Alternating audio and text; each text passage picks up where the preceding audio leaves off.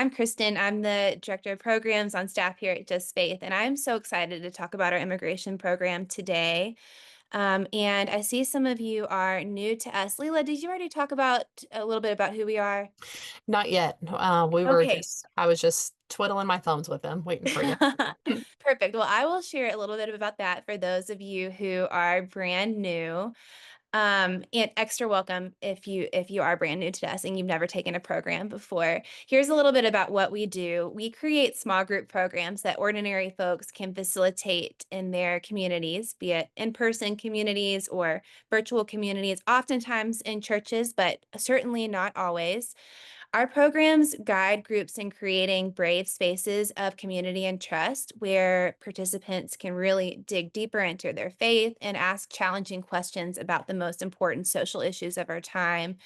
And really, the goal is for folks to exit our programs prepared to address root causes of injustice, both in their local communities and beyond, and to do that in a way that's really grounded in their faith. And we offer programs on a wide variety of topics, including racial justice, creation care, civil dialogue, Indigenous justice, poverty, gun violence. We also have seasonal programs now, Advent and Lent. Advent's coming up soon, so keep your eyes peeled for that. But today we're here to discuss faith and immigration justice. And I just know that for many of us, this topic is personal.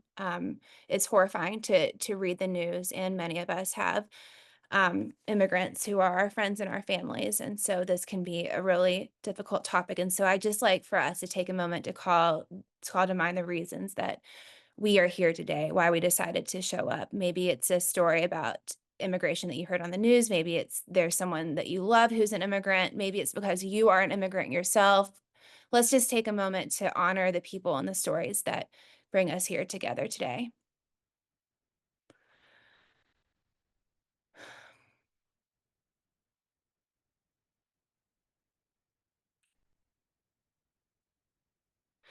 And if it's okay, Leela, let's jump down to the opening prayer um, on slide 6. We'll just pause to hold in our hearts those who are directly affected by our current immigration crisis. We remember those who are trapped in unsafe conditions, those who are forced to flee their homes to find food, clean water, safety, and shelter. We remember those who are crossing deserts and oceans right now, who are risking their lives for a better future for themselves and for their families.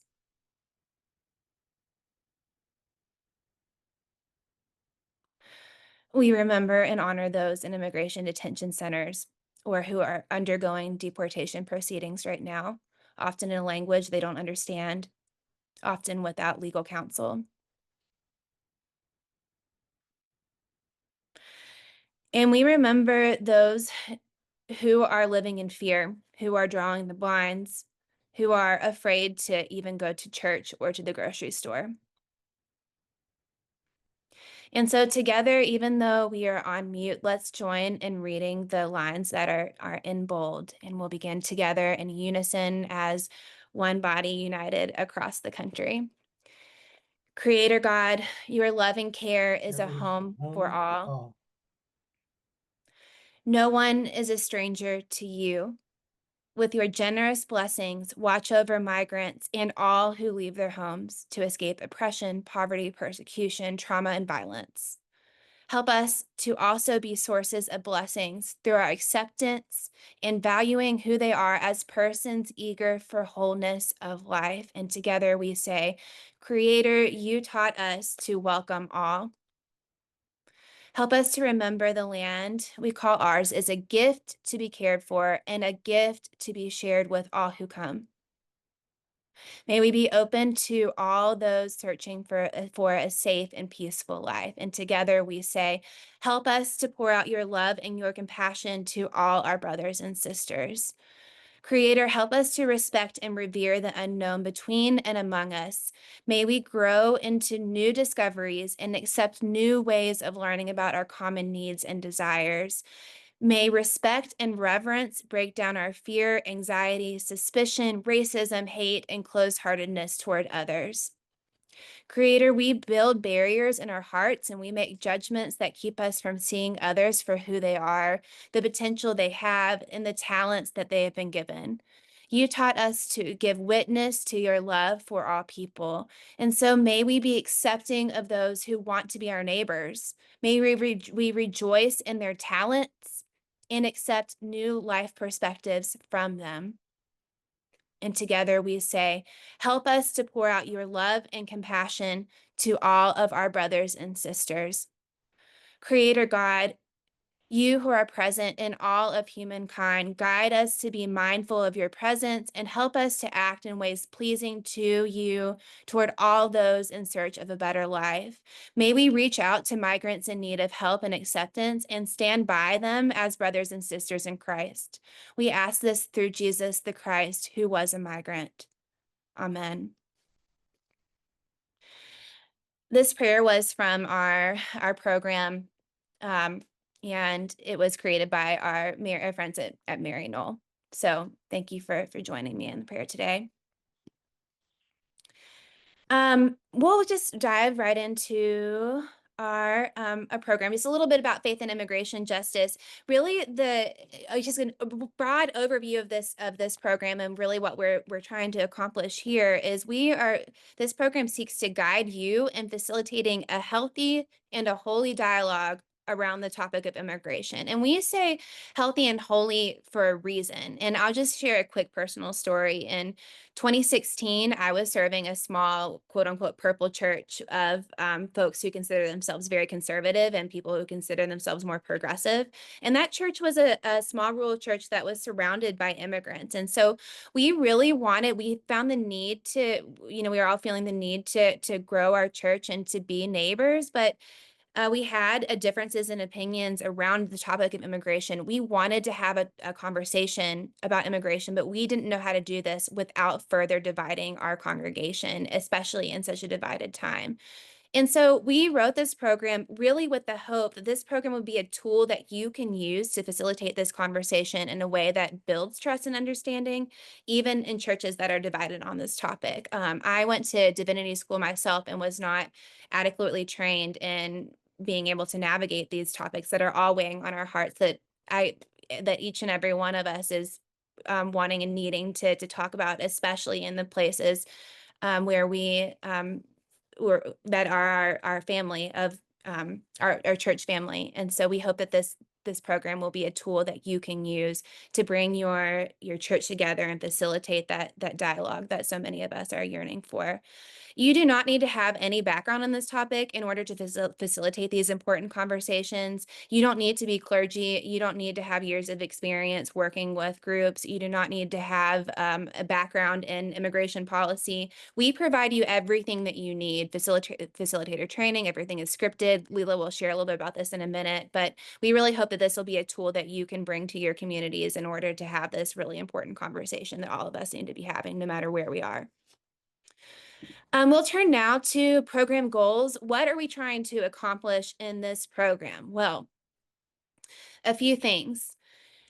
First, we want to discern how our faith calls us to respond to the immigration debate that's happening in our nation and explore the reasons why people choose to come to the United States. This program really seeks to help people discern a faith-rooted response to the immigration crisis we are seeing so that we can live out our faith, live out our values in our daily lives by welcoming our immigrant neighbors. And then the second one is to really dispel some harmful myths that we are seeing and then change the narrative around immigration. You'll learn about some basic immigration policy that a lot of us think we know just by reading the news, and most of us actually don't know this really crucial information. And so you'll learn to answer many important questions, including the question, why don't undocumented immigrants just get in line for citizenship? And we'll walk you through why this is the case. So, and then goal 3 is we design our programs not just for a great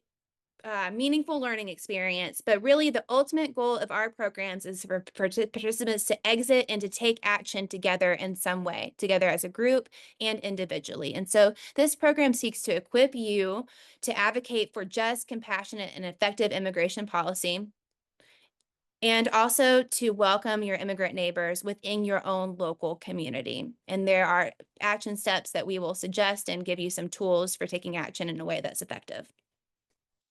And last, and maybe most importantly, is to transform a collection of individuals into a real community of love and support. We've often found that folks who go through our programs together as a small group end up staying together as a group, supporting one another in their faith journey and in taking action together. They often stay together for years and often even decades after their program experience is complete. And you can even see evidence of that because we have folks who are joining us who have taken programs years and years ago. So that's a little bit about what we're trying to accomplish here in our program. And now I want to just say a word about the focus of this program. So you all know the topic of immigration is enormous, and so in order to really approach this subject and to do it well, we've needed to take a piece of immigration policy, and we chose to take a piece of it that's really on people's hearts and minds right now, in order to provide sort of a case study of what immigration looks like on a global level. And so we chose to really focus on immigrants who are crossing our southern border right now. At the same time, the program also touches on global migration, and we believe that starting in this place of this specific slice of the pie, immigrants crossing our southern border, will equip you to really ask important questions and to continue the conversation about global migration as well. So next, I want to get into some of the specific topics. You might be wondering what is really covered in each session, so you can have a sense of what the program is all about. And so I'll just kind of walk you through each session and just kind of give you the headlines. You can really read more in more depth. There's a program overview if you go to our website and click to download the overview. You can read all about this too, and with a handout that you can share with your folks who might be interested in participating. But anyway, here's a little bit about the program. Session one is really an introductory session, not only to one another. And well, there's two parts of the introduction. There's the introduction to one another, and of course you introduce yourselves. And then there's also the community of trust guidelines are introduced here. And this is really a tool that that you will carry throughout your program experience, and hopefully you'll carry it into your church or parish and into your daily life. This is a tool that will help you to begin to listen with openness and respect, even when you disagree. And so we think it's really important to start from this place. At the same time, this is also an introduction not only to one another, but also to the theology of migration, especially in a divided, when there's so much division around a subject like this one. We think it's really important to start with the foundation of faith, to start with our common ground. What does our biblical canon have to say to us about immigration? What do our denominations have to say to us about immigration? And so you'll discuss those things. You'll also zoom in on a specific biblical passage. And so introduction to one another, an introduction to this foundational theology that on which everything else will build. Session two is actually a timeline activity that introduces the history of immigration to the United States. And you might be thinking, when I said that, you might be thinking, oh, wow, that sounds really boring. Well, it's actually not, because when we think about our current immigration crisis, we often think that these are like new and unique problems. But in reality, if we take the time to really learn our history, we can clearly see that there are patterns that get repeated over and over again. And so your group will complete together an interactive timeline activity that will guide participants in exploring the fears and hopes that led to particular policy decisions in particular times. And so you will definitely be able to see some of the patterns that keep cropping up again and again. And this will be an opportunity to learn from our past, get at the root of our current immigration crisis, and avoid our past mistakes and create policies that are instead rooted in love and justice rather than fear and greed. So that's a little bit about session two. Session three will have a preview of in a few minutes. So I'm actually going to skip this one and move on. This is a simulation activity. So we'll do like a little brief excerpt from the simulation here in a few minutes. Session 4 and 5 are kind of two like sister sessions, and they're both on why people migrate. Session 4 is the big overarching picture of international economic policies and military interventions that have led to mass migration. And then session 5 zooms in more on the personal. It looks at the push and pull factors that have pushed individuals and families out of their homes and have pulled individuals and families into the United States. And really, the purpose of these two sessions is to help your group to really see the humanity in our immigrant neighbors, and get participants into a glimpse of why people may have chosen or were forced to leave their homes to come to the United States. So that's session 4 and 5. And then also in 5, you'll have an opportunity to hear from a guest speaker, which Lila will share a little bit about here in a minute. And then you also, session 6 is about current issues in migration. Immigration policy is changing so fast. At the same time, your group will probably come with all sorts of questions they are really hungry to address. And so this is an opportunity for sort of a fun but guided research project, and to research and to discuss very current topics related to immigration. And so there's an opportunity to choose topics that are particularly affecting your local community, topics that you personally are interested in, and topics that you might have questions about as you go through these materials. And so examples of topics that you might choose to discuss during this session could include the Alien Insurrection Act, or temporary protected status, or the mass deportations we've been seeing. So that's session 6. Between 6 and 7 is an immersion experience in your local community. Lila will explain more about that in a second. Session 7 is all about ways to advocate for change. And so again, the goal of this program is not just to have a meaningful learning experience, but to really funnel people into the work of advocacy and welcoming. And this session equips groups to engage in advocacy around immigration policy and affect change in either our nation or your local communities. And it'll provide you with the tools that you need to get started and meet realistic goals, even if you're brand new to advocacy. Session 8 is really just a turning to action. And so you'll engage in a discernment activity together as a group. You'll commit to 2 action steps. One action step you'll take as an individual, and one action step that you will take together as a group. And you'll complete these action steps after your program is complete. But the program seeks to give you all of the tools and ideas that you need in order to make concrete and achievable and exciting goals, and to carry them out after your program experience is done.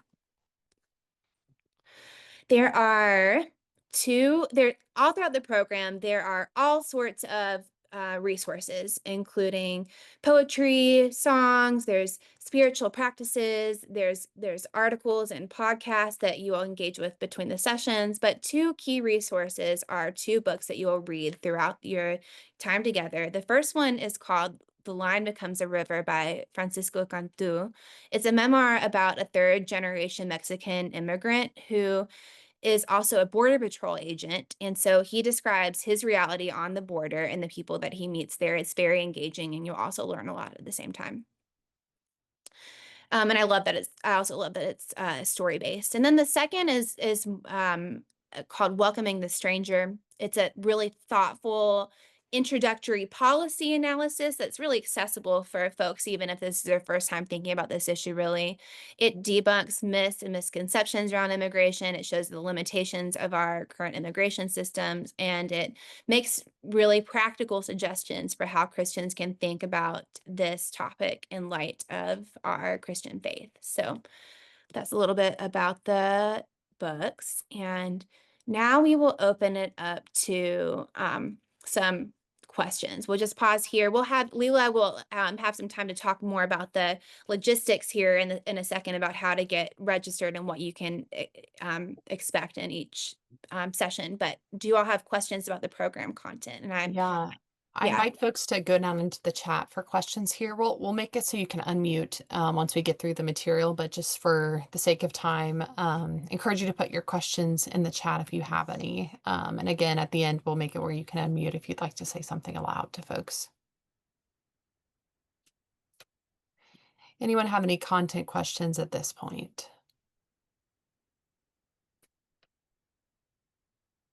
All right, I'm not seeing anything coming on my end. Kristen, anything you're seeing on yours?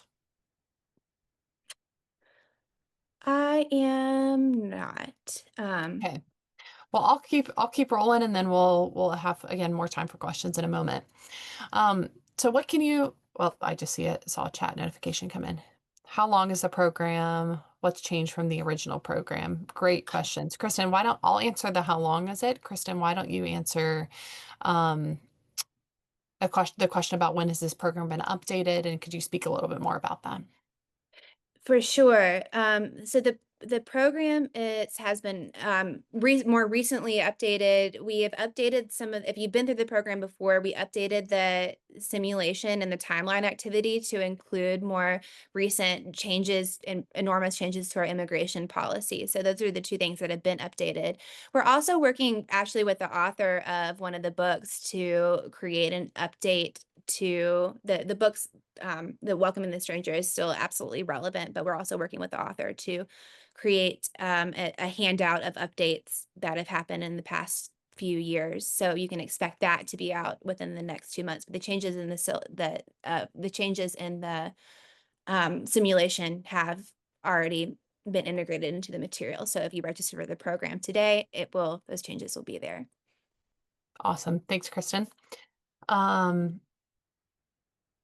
It says, is there enough time or space to understand that everyday policy changes? There's little to hang our hat on. Kristen, you want to respond to that? Absolutely. Yeah, it is really tough. And this program really provides a basic framework so that when there are policy changes, you will be able to better understand what those policy changes mean and how they impact immigrants and how to advocate in response. And so this program accounts for this reality that immigration is changing constantly in a couple ways.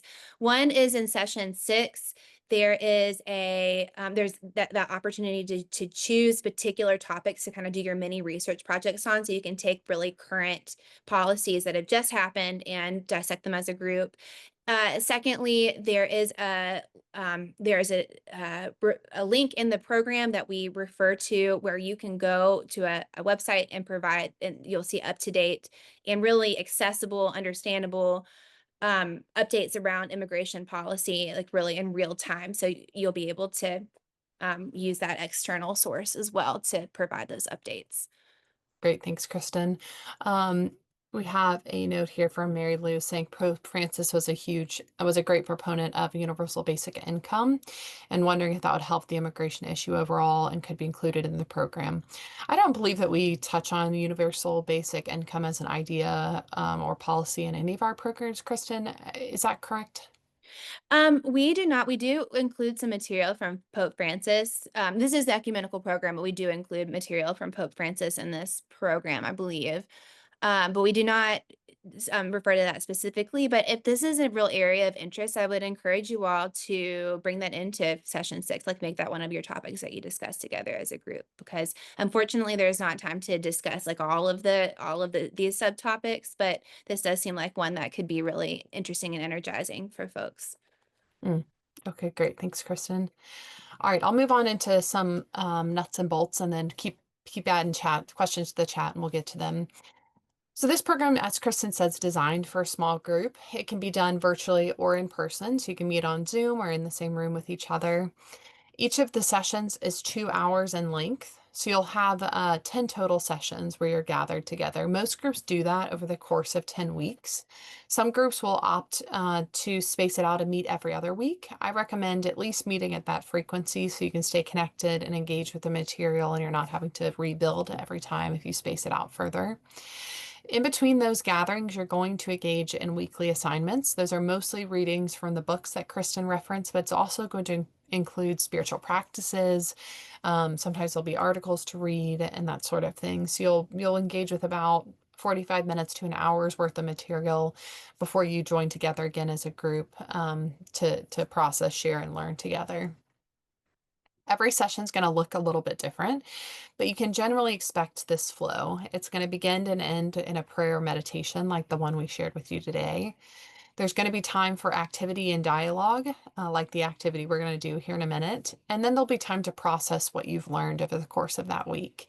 The beauty of our programs is you're not learning in isolation, you're learning in community and through one another. And so you're able to learn from the wisdom gleaned by your neighbors, but also the questions they ask, the insights they're bringing to the table. So a lot of time is spent in conversation with each other.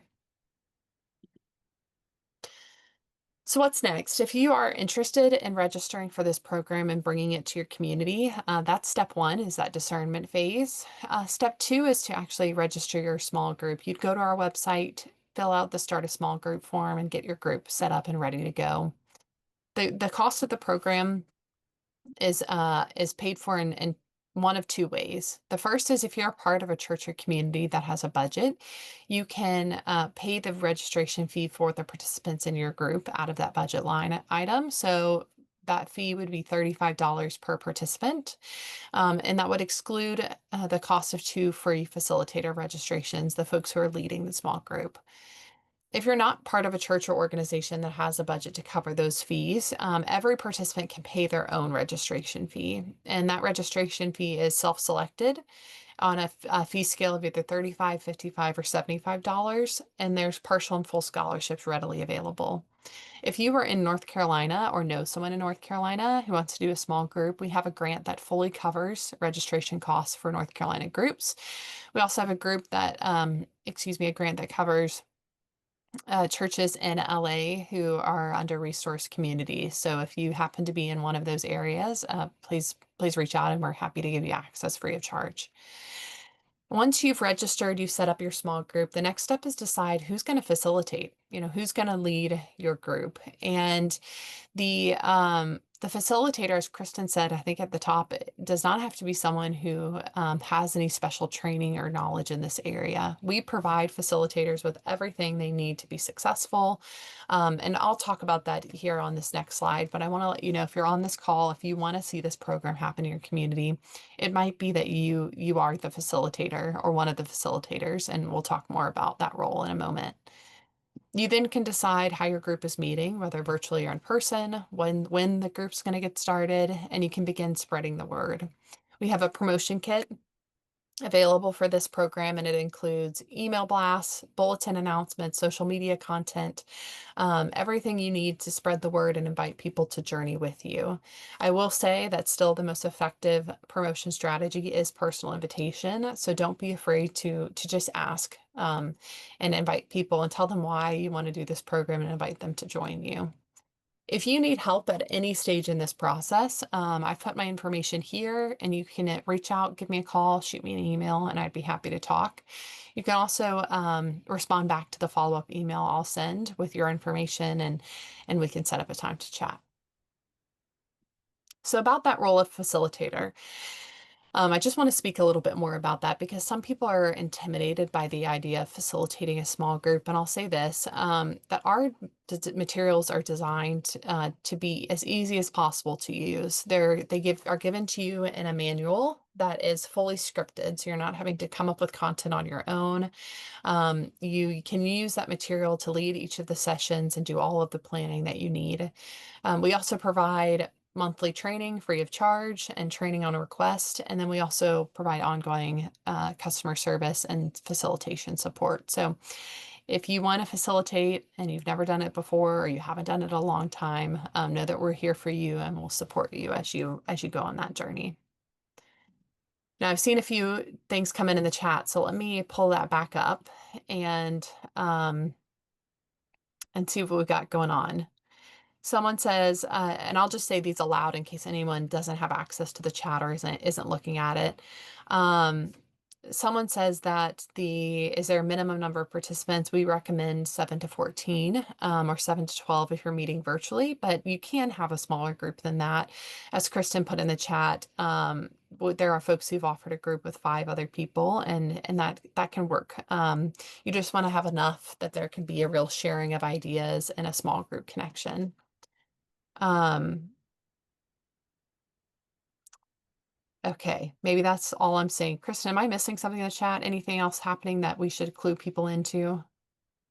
Just to address what you said, Shannon, about setting up a small group, just a encouragement for folks who, if that seems like that is insurmountable, it can really just be as easy as, grabbing a friend and inviting people that you know to come over and do this, like after dinner on a weekly basis, or doing this with if you have a Sunday school group or a book club, for example. And so sometimes it can sound overwhelming to pull a group together, but encourage you to just work with the folks that you already know.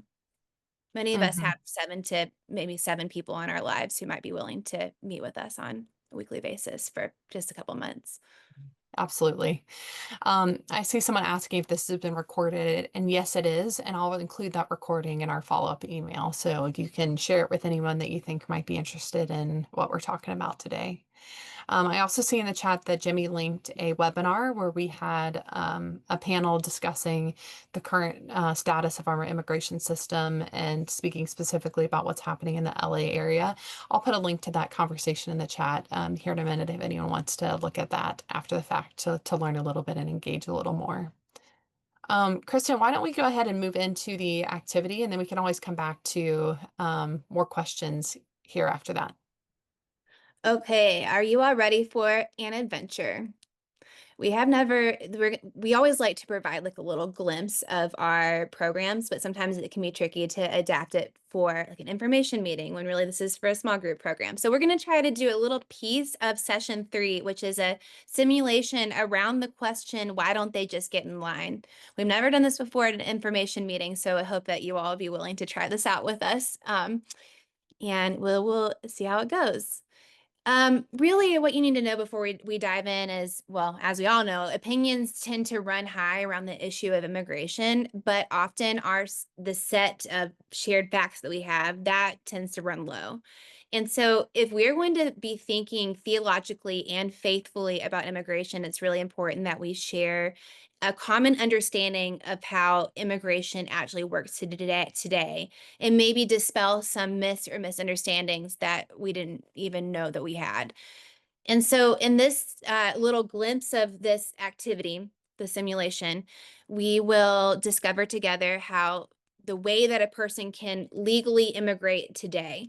We often hear the question, why don't undocumented immigrants just get in line?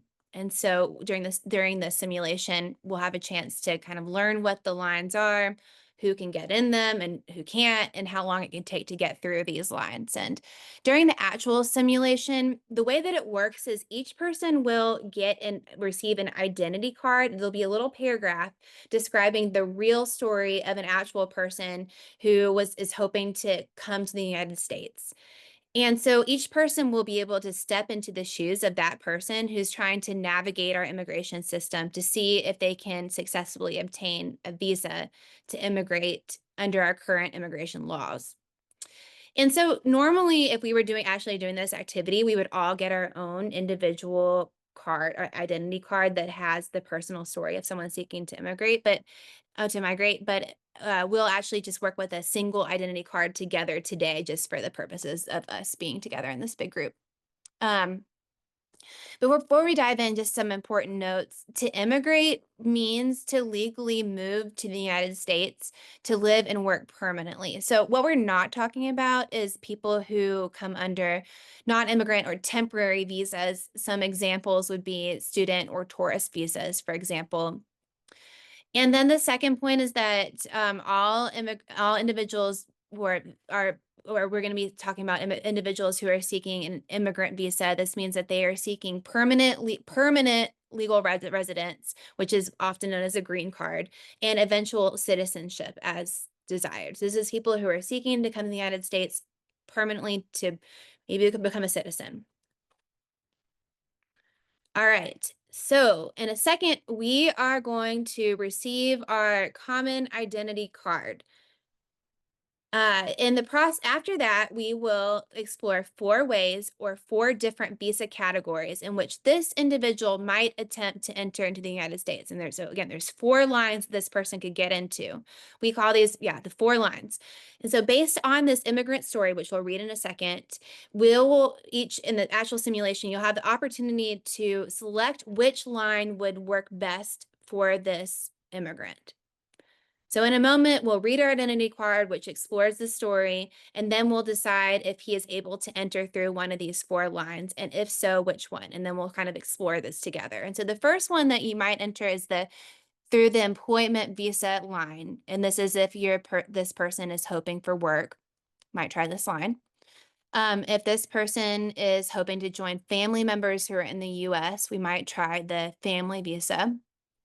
If this person is fleeing persecution, we might try the refugee or asylum visa. Or if we're in from a country that doesn't already have a lot of immigrants, we might try the diversity visa. Everybody got that? All right, so keeping those in mind, we're going to read our identity card here. And again, we would all get one if we were all together in person, but we're just going to do this one together. So I'm just going to read it out loud.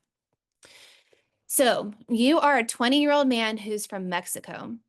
You graduated from high school and have spent the past 2 years working in a factory in Mexico in terrible conditions for minimal wage. You live alone in a small apartment 5 hours from your family, attempting to make enough money to eventually go to college. However, you have been unable to get promoted to a higher paying job no matter how hard you work, and you're beginning to believe that your situation is hopeless. Every day you pass by a television shop showing images of life in the United States, and you have decided to try to immigrate. You don't speak any English, but you have seen advertisements for assistance getting to the United States. Though you fear unscrupulous coyotes, or those are people who smuggle people through the United States, and oftentimes there's fraud, extortion, and sometimes sexual violence involved in this work. Though you fear the unscrupulous coyotes, you think that the risk might be worth in order to have help navigating the complicated legal system and obtaining a visa. All right, everybody got that? I'm actually going to copy and paste this into the chat here so you can see this when I flip to the next slide. All right. Okay, so again, we're pulling up our 4 lines that we can possibly get in. So again, there's the 4 ways in which our person might attempt to apply to enter to the United States. So based on this story, we would, which line do you think our person might be the most eligible for? And so I'll actually, yeah, great. Employment visa. All right. So I'm hearing employment through the chat. Thank you all so much. So what we're going to do is, Leela, if you wouldn't mind, I think you're going to have to copy that link. Yeah, that's it. And walk us through, zoom out a little bit. And so for each of these lines, you'll pull up like this fake form that we've created that will kind of walk you through what all the qualifications to move through each of these lines. And so with our person story together, we'll move through this the employment one to see if we might be eligible. So our first question is, can you prove that you are an alien of extraordinary ability or able to invest $800,000 or more in the United States? What do you all think? You can chime in through the chat. You think that we're eligible for this? Probably not. Okay. Next one. Are we a skilled worker? So this person is working in a factory. Probably not. And if you're doing this together, we would talk through what a skilled worker exactly means. Do you have a college degree in a specialty field? Sounds like he's working for college. He's working to try to go to college. So yeah, no. Do you have a job offer in the United States? What do y'all think? No, haven't heard anything about that. And so we don't have an employer who's willing to file the necessary paperwork, right? And we don't have an employer who can pay the required visa fees up to $10,000, conduct a new job search for your position. No, we don't have that, right? Well, how about okay, and then we can skip 6 as we don't even have an employer. And we can skip 7 because we don't have an employer. So we can see we're probably not eligible for this visa, right? And so down here, if we were together in person, we would discuss a little bit more about the temporary work visas, whether this person might be eligible for those or not. We'll put that to the side for now, and you can discuss this more with your group. But you can see the employment visa is probably not going to work for us. So let's go back to our main 4 lines here and see if there's any other lines that we can get in.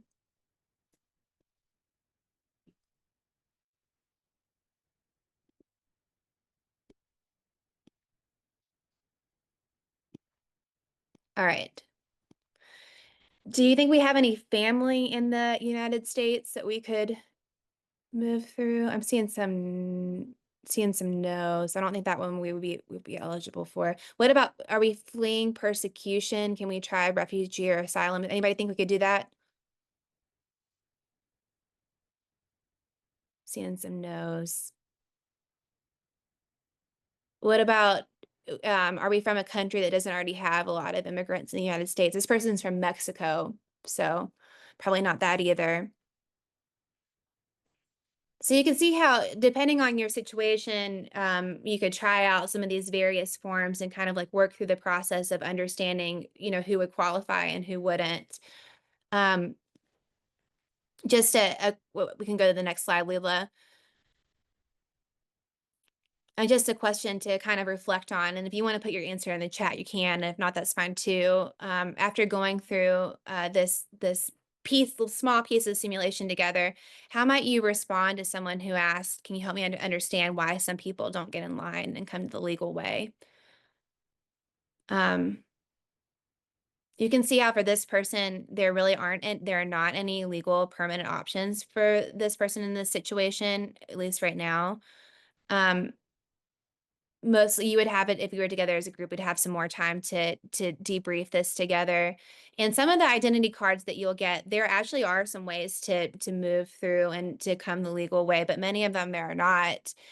um, for many individuals who want to immigrate, there's really not a line to get into, right? There are not any legal channels for a lot, maybe even most people to enter into the United States. And once they're in the United States without legal status, especially given our asylum process right now, there's really not an opportunity to quote unquote get in line. Wait times are often very long, decades, often years, decades, sometimes even longer than some individuals' remaining lifetime, right? Um, so anyway, I hope that this activity will um, was helpful to you. This is what, if you were doing this together in the session, you'd have a lot more time to talk through many different circumstances and situations that people might be facing when they're seeking to come to the United States. So anyway, we'll leave it at that for now. I hope this was helpful and just kind of providing a glimpse of the simulation overall. I'm thinking next we can move into our closing prayer. And then we will move to a time for Q&A. So let's just take a minute to recenter ourselves as we remember our immigrant brothers and sisters across our world who are in maybe unsafe situations, who are yearning for a better life.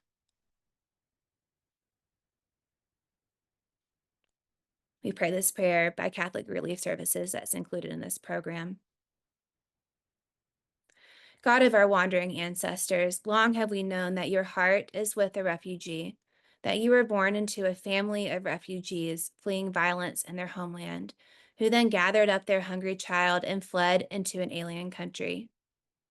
Their cry, your cry, resounds throughout the ages. Will you let me in?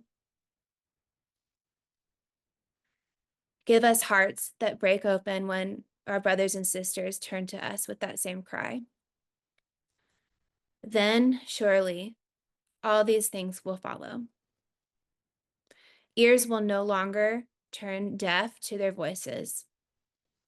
Eyes will see a moment for grace instead of threat. Tongues will not be silenced, but will instead advocate, and hands will reach out, working for peace in their homeland, working for justice in the lands where they seek safe haven. Lord, protect all refugees in their travels. May they find a friend in me, and so make me worthy of the refuge I have found in you. Amen. Amen. Thanks, Kristen, for leading us through that activity. While you are putting any questions you still might have in the chat, I wanted to let you know about two upcoming events. If you, especially for those who are new to Just Faith, if you want to come and meet with a few of us on staff to just have an informal conversation, to learn more about your community, to ask questions about our organization, we invite you to join us tomorrow, 2 o'clock Eastern Time, if you want to come and say hi.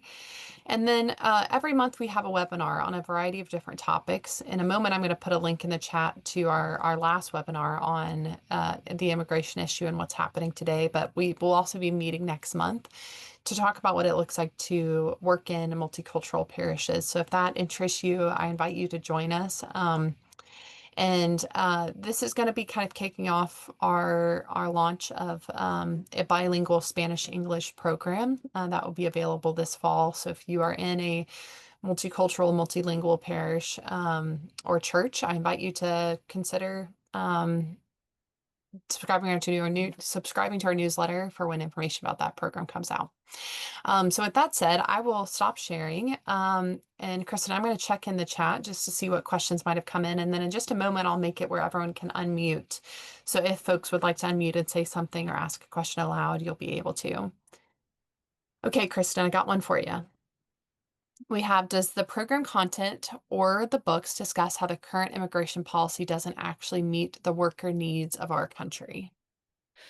It sure does. That there's some of the information in one of the books, and there is some conversation around that.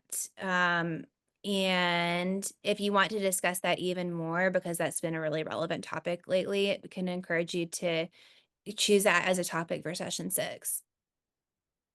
Great, thanks. Someone has asked that they say, Mary Lou says, do we declare a group and how do we declare a group and tell people to register? There are groups all over the country and they're not sure the logistics of gathering folks. If you're part of an organization that is national, you have folks all over, what I'd recommend is figure out what communication channels are available to you to spread the word. So most organizations have a newsletter or they have a email database where you can send announcements. And I would recommend deciding on when you're going to do the program. You would obviously want to lead it virtually because this is a virtual national group, and then sending out the announcement through whatever communication channel is available to you. And then you can always use your personal network to extend those personal invites.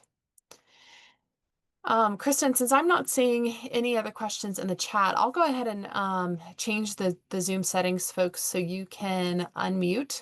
If you would like to ask a question aloud instead of in the chat, I invite you to do that. Since there's several of us on the call, I'd encourage you just to speak once and then allow others to speak before chiming in again. So if you'd like to unmute, feel free to do that now and ask away.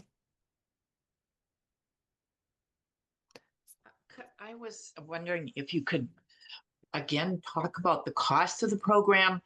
If your church is willing to pay the $35 fee per participant, or if they're not. I mean, because I know there's books, there's other materials. Do participants need to buy the books? And I mean, what would be the real cost to Yep, each absolutely. individual?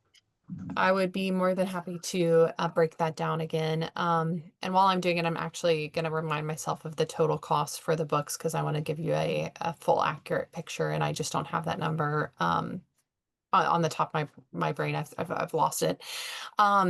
So the program registration cost, what that gives you access to is the program materials that is separate from the books that Kristen referenced. Right. So And that's your session materials, you mean? Yep, that is your session materials exactly. Okay. And those session materials, if your church is covering the cost or organization, that's $35 per participant, excluding 2 free facilitator registrations. So let's say you have a group of 10. So you have 2 facilitators, 8 participants. That would be a total of $280 in total for the registration fee. Books are a separate expense. Those can be purchased through Just Faith Ministries, and that helps support our nonprofit organization, but it's not required. So if folks want to share, if they want to get a Kindle version, an ebook version, or excuse me, an audio version, rent it from a library, buy from Amazon, people can make their choices. Those books are a separate cost though, but if you order through us, the cost of those two books new together is $21. So that is an additional fee.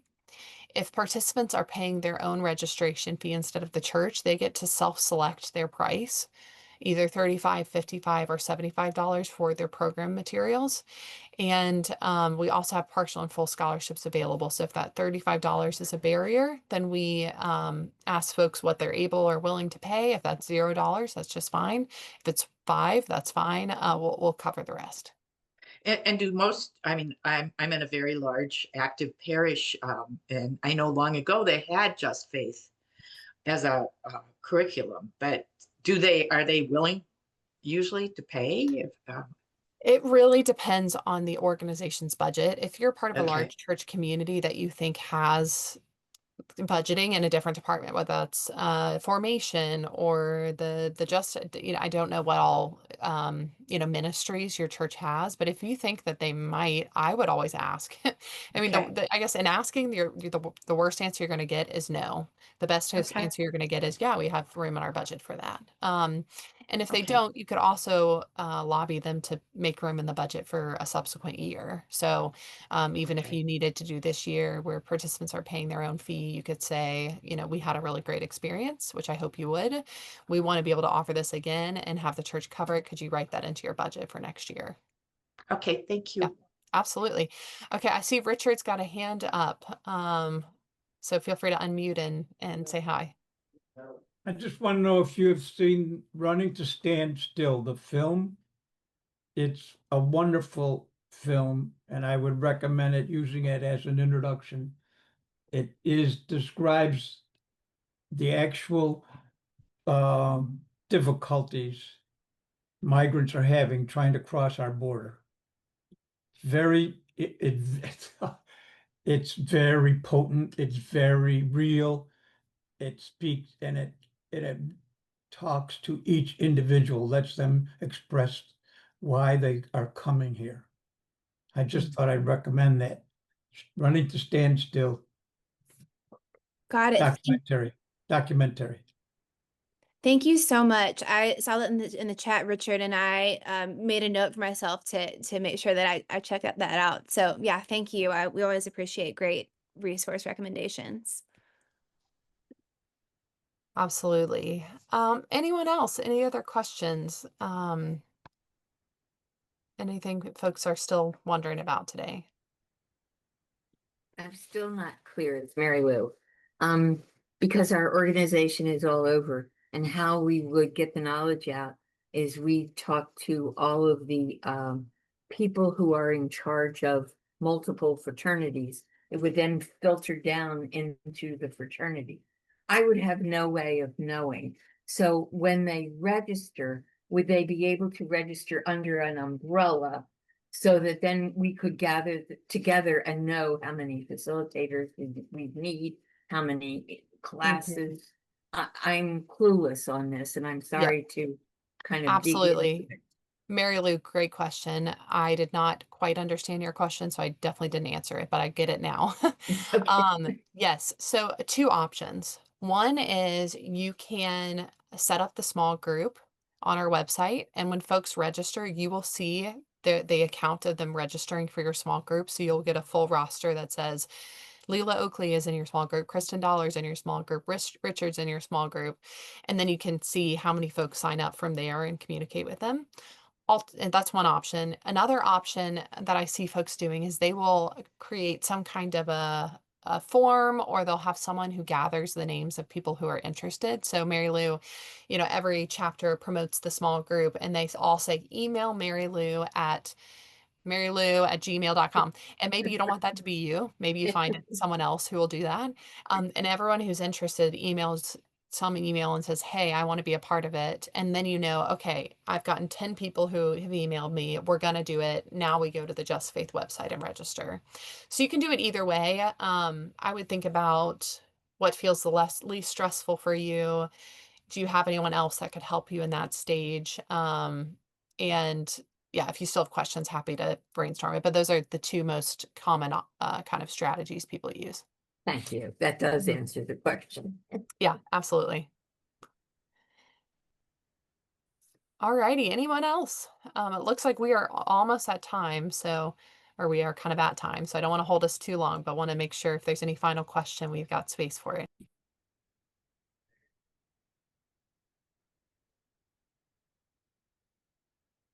Okay, well, I said I'd put it in the chat and I'm doing it now. I'm putting a link to that webinar from last week. It was really, in my opinion, a really powerful event. So if you want to check it out, hear from one of our staff members, as well as two folks outside of the organization. One is a professor, the other is a immigration attorney on what's happening today. Feel free to click on that link.